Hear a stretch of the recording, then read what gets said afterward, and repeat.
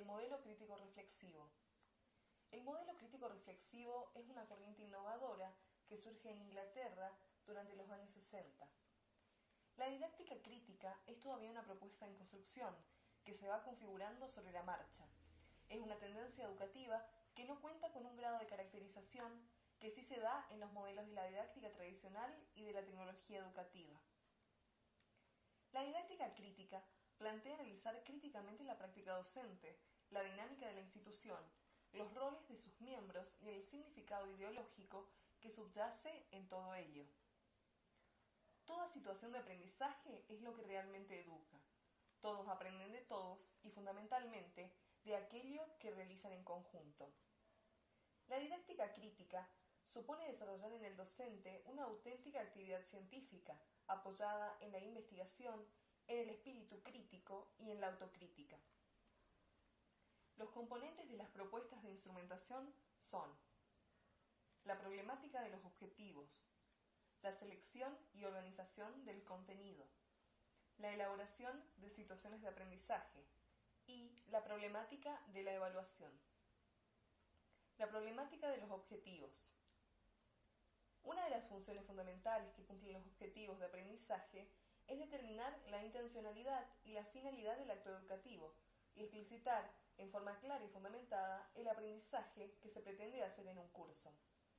Otra función también de los objetivos de aprendizaje en la programación didáctica consiste en dar bases para planear la evaluación y organizar los contenidos en expresiones que bien pueden ser unidades temáticas, bloques de información o problemas.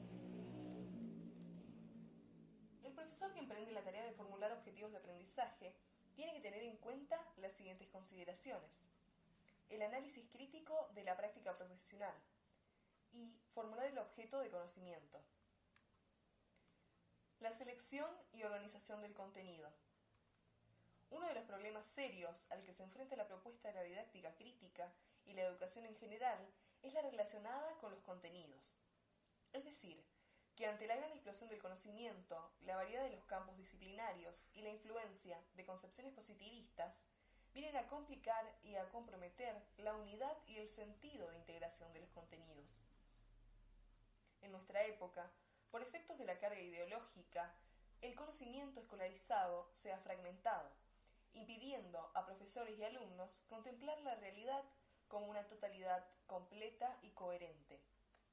En el proceso de enseñanza-aprendizaje es fundamental presentar los contenidos lo menos fragmentado posible y promover aprendizajes que impliquen operaciones superiores de pensamiento, como ser el análisis y la síntesis, así como las capacidades críticas y creativas. El conocimiento es complejo, pues ningún acontecimiento se presenta aisladamente. Se requiere buscar las relaciones e interacciones en que se manifiestan, y no presentarlo como un fragmento independiente y estático.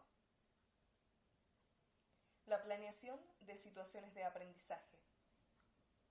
Azucena Rodríguez propone que las actividades de aprendizaje se organicen de acuerdo a 3 momentos metódicos, a saber, una primera aproximación al objeto de conocimiento, un análisis del objeto para identificar sus elementos, pautas e interrelaciones, y un tercer momento de reconstrucción del objeto de conocimiento.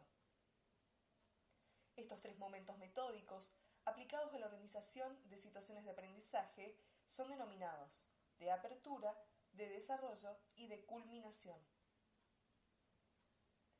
Las actividades de apertura están encaminadas a proporcionar una percepción global del fenómeno a estudiar, lo que implica seleccionar situaciones que permitan al estudiante vincular experiencias anteriores con la primera situación nueva del aprendizaje. Esta síntesis inicial representa una primera aproximación al objeto de conocimiento. Las actividades de desarrollo se orientarán, por un lado, a la búsqueda de información en torno al tema o problema planteado desde distintos puntos de vista, y por otro, al trabajo con la misma información, lo que significa hacer un análisis amplio y profundo y arribar a síntesis parciales a través de la comparación, confrontación y generalización de la información. Estos procesos son los que permiten la elaboración del conocimiento. Las actividades de culminación estarían encaminadas a reconstruir el fenómeno, tema o problema en una nueva síntesis, distinta cualitativamente a la primera. Esta síntesis no es final, sino que a su vez se convertirá en síntesis inicial de nuevos aprendizajes. La problemática de la evaluación. La evaluación es un proceso eminentemente didáctico. Se concibe como una actividad que, convenientemente planeada y ejecutada, puede coadyuvar a vigilar y mejorar la calidad de toda práctica pedagógica. Existe una relación muy estrecha entre los conceptos de aprendizaje, de enseñanza y de evaluación. De ahí la necesidad de una redefinición de la enseñanza y de la evaluación. Evaluación y acreditación. La acreditación se relaciona con la necesidad institucional de certificar los conocimientos, con ciertos resultados del aprendizaje referidos a una práctica profesional. La evaluación, vista como un interjuego entre una evaluación individual y una grupal, consiste en un proceso que permite reflexionar al participante de un curso sobre su propio proceso de aprender, a la vez que permite confrontar este proceso con el proceso seguido por los demás miembros del grupo y la manera como el grupo percibió su propio proceso. La evaluación así concebida tendería a propiciar que el sujeto sea autoconsciente de su propio aprendizaje. La evaluación apunta a analizar o estudiar el proceso de aprendizaje en su totalidad. La metáfora básica y característica del modelo crítico reflexivo es el ordenador como procesamiento de la información. Los alcances y las consecuencias de la revolución tecnológica producida durante la Segunda Guerra Mundial por la aparición de las computadoras y la informática dan lugar a enfoques computacionales desarrollados desde el marco del procesamiento de la información. Ese se constituye en paradigma, originando la ciencia cognitiva y la psicología cognitiva. El nuevo movimiento cognitivo adoptó un enfoque acorde con esas demandas y el ser humano pasó a ser concebido como un procesador de información. Una serie de datos provenientes del exterior son procesados, es decir, tratados en una computadora, según determinado programa, y convertidos en información. La mente queda en condiciones de retornar a la psicología, porque el paradigma informático posibilita su aceptación y facilita la consideración de que los procesos cognitivos puedan ser objeto de sistematización científica.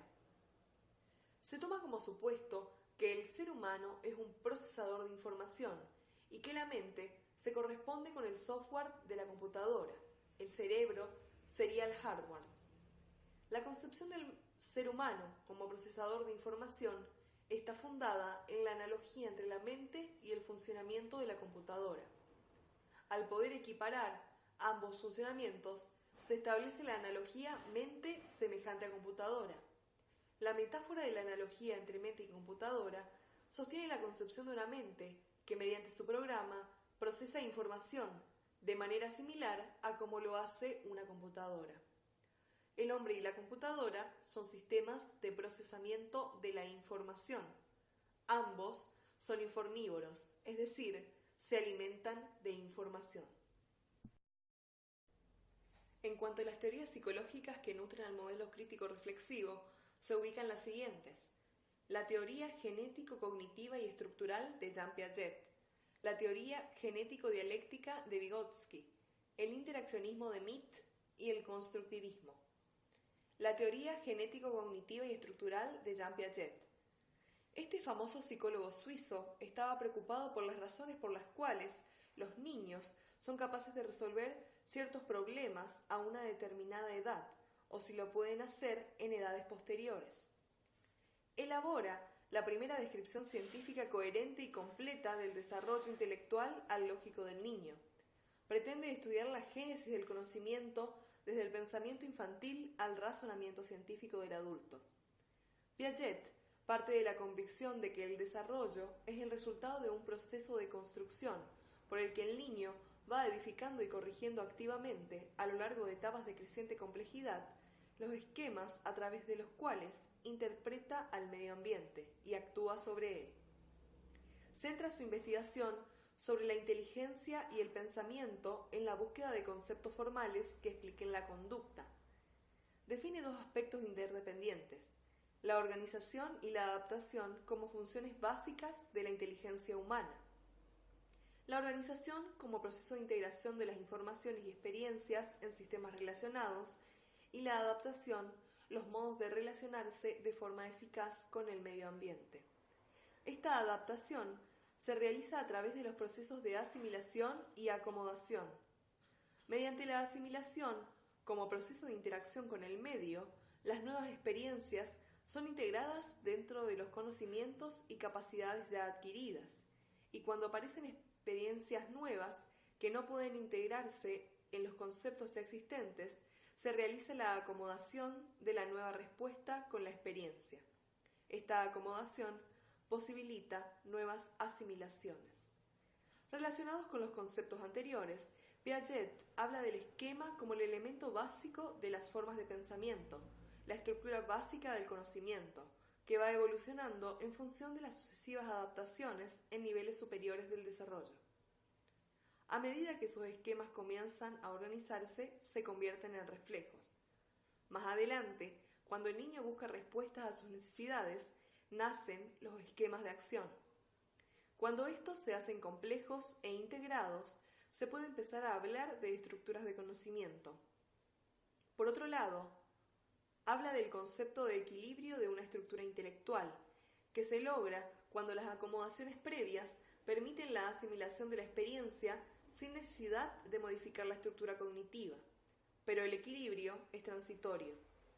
El desarrollo intelectual requiere el desequilibrio de las estructuras y su modificación en el proceso de equilibración, proceso que lleva de unos estadios de equilibrio transitorios a otros, pasando por múltiples desequilibrios y recalibraciones. Aunque el desarrollo intelectual es un proceso continuo, es descrito como una secuencia de estadios diacrónicos. El estadio sensoriomotor, el estadio preoperatorio, el estadio de las operaciones concretas y el estadio de las operaciones formales. El estadio sensoriomotor de los 0 a los 2 años aproximadamente. El estadio preoperatorio de los 2 a los 6 años aproximadamente. El estadio de las operaciones concretas de los 7 a los 11 años aproximadamente, y el estadio de las operaciones formales de los 11 años en adelante. La teoría genético-dialéctica de Vygotsky. Vygotsky tiene similitudes y diferencias con Piaget. Ambos mantienen la concepción constructivista del aprendizaje, pero Vygotsky se diferencia de Piaget en el papel que juega el medio y la cultura. Para Vygotsky es esencial la consideración de lo social que contribuye con los mediadores a transformar la realidad y la educación. El psiquismo y la conducta intelectual adulta son el resultado de una impregnación social del organismo de cada sujeto, y esto no es un proceso unilateral, sino dialéctico. Los mediadores son las herramientas y los signos. Las herramientas, que son elementos materiales, y los signos, que no son materiales. Estos actúan sobre los individuos y su interacción con el entorno.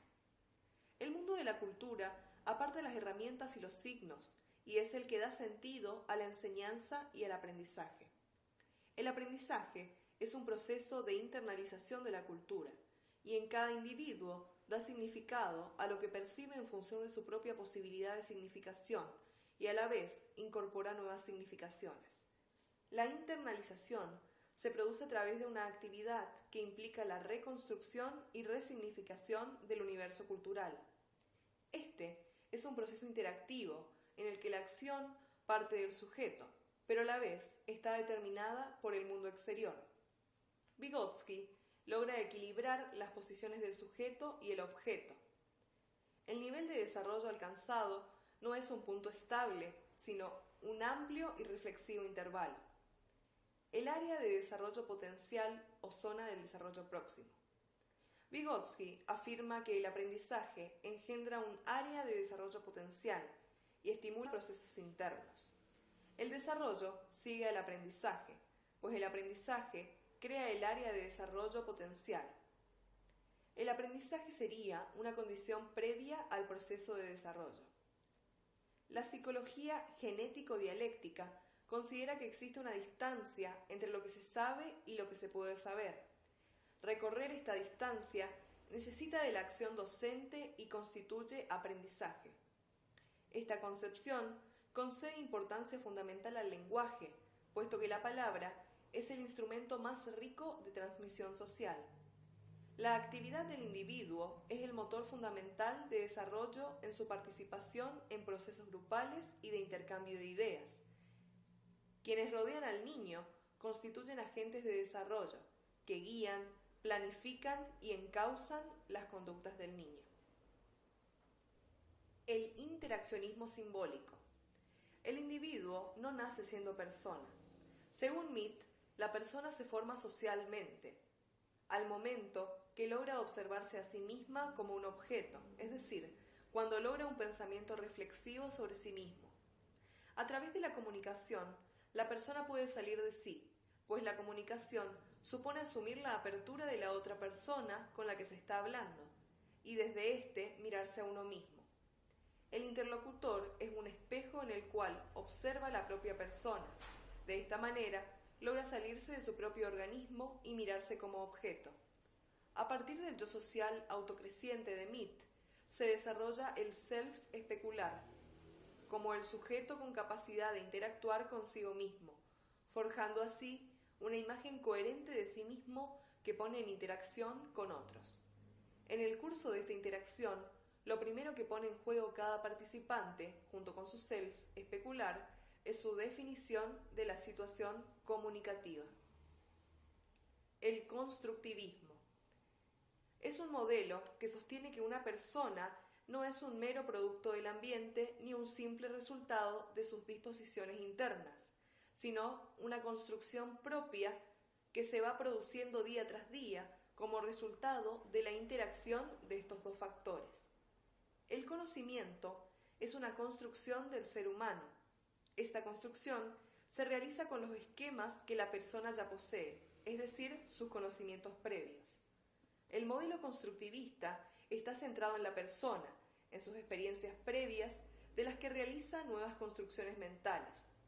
Considera que la construcción se produce cuando el sujeto interactúa con el objeto de conocimiento, Piaget, cuando esto lo realiza en interacción con otros, Vygotsky, cuando es significativo para el sujeto, Ausubel. El paradigma constructivista asume que el conocimiento